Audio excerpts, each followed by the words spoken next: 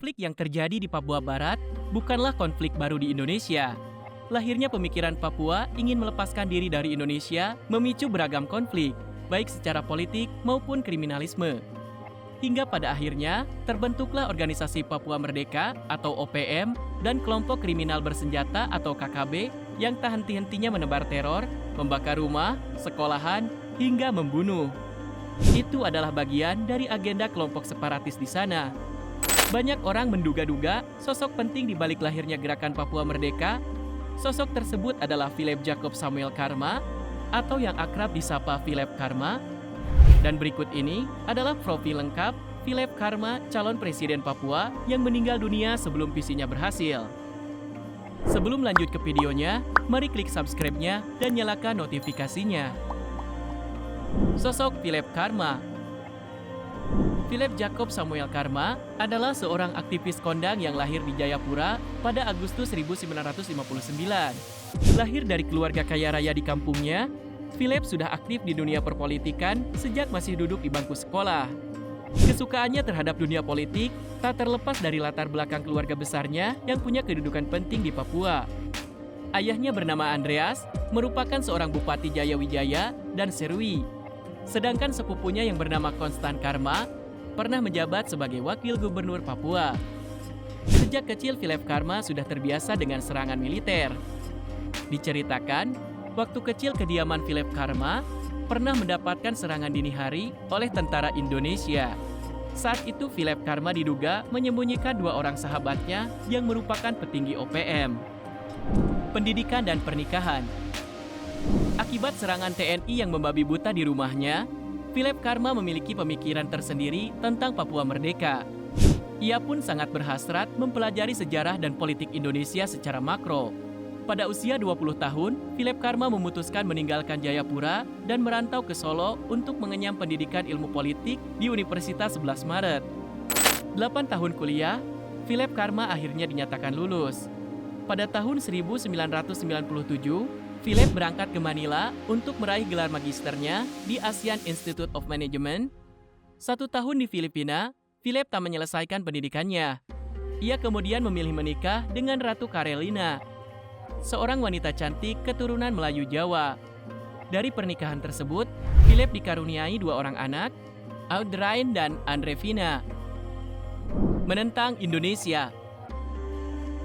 Dengan pendidikan politik yang sudah ia dapatkan selama ini, Philip dewasa hadir dengan ideologi yang mengancam keutuhan NKRI.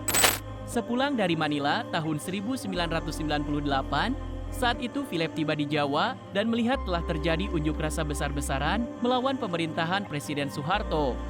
Kala itu, Philip mencoba mengambil keuntungan dengan mengibarkan bendera Papua Barat di Biak dan mengangkat isu pemisahan Papua dari Indonesia. Akibat dari ulahnya saat itu, ada 100 aktivis Papua Merdeka yang tewas ditembak militer Indonesia. Sedangkan Philip Karma berhasil ditangkap, diadili, dan dihukum penjara selama 6,5 tahun atas tuduhan pengkhianatan. Hukuman ini kemudian dibatalkan di sidang banding setelah Karma dipenjara selama 10 bulan. Kembali berulah.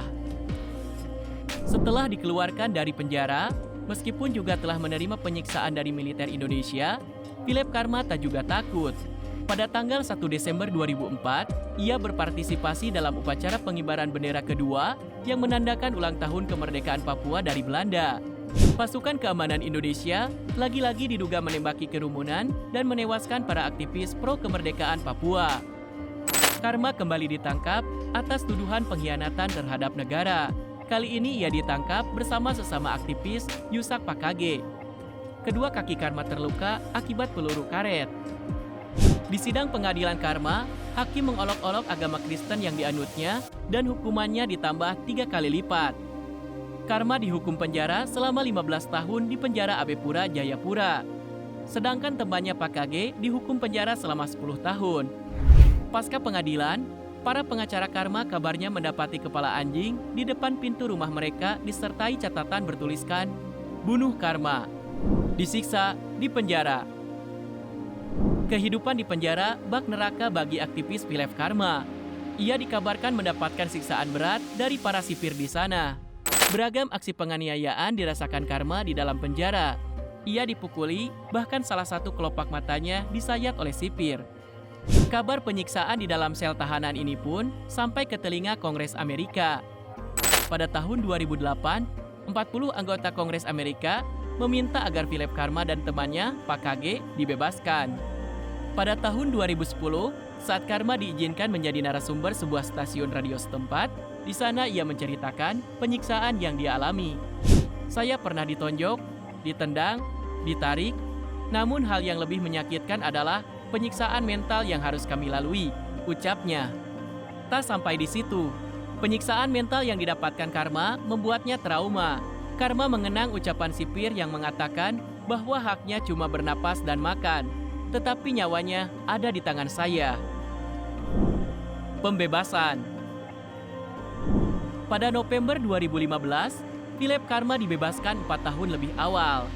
Hal itu lantaran kebijakan gerasi Presiden Joko Widodo terhadap tahanan politik Papua. Karma disambut ratusan pendukung yang meneriakan yel-yel Papua Merdeka. Dalam wawancara pertamanya sejak dibebaskan, Karma menyebut bahwa perjuangannya belum selesai selama Papua belum merdeka. Dia menyebut bahwa dirinya memang sudah bebas dari penjara.